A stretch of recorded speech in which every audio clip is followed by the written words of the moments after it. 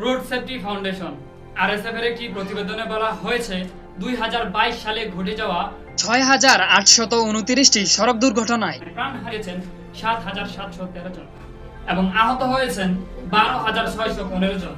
2022 সালে ঘটে যাওয়া ৬,৮২৯টি সড়ক দুর্ঘটনার মধ্যে শুধুমাত্র মোটরসাইকেল দুর্ঘটনাই হচ্ছে ২,৯৭৩টি।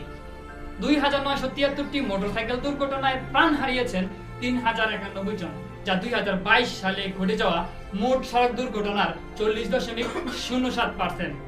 অতিরিক্ত গতি, ঘন ঘন ওভারটেকিং, ওভারলোডিং আইন অমান্য, অপ্রাপ্তবয়স্ক ও অনভিজ্ঞদের দিয়ে ড্রাইভ ইত্যাদি কারণে মোটরসাইকেল দুর্ঘটনা প্রতিনিয়তই আমাদের মৃত্যুর মুখে ঠেলে দিচ্ছে। মোটরসাইকেল দুর্ঘটনা বর্তমান সময়ে সবচেয়ে আলোচিত মর্মস্পর্শী ঘটনা। মোটরসাইকেল দুর্ঘটনায় প্রতিনিয়তই প্রাণ হারাচ্ছে হাজারো মানুষ, ধূলিসাৎ হয়ে যাচ্ছে হাজারো স্বপ্ন।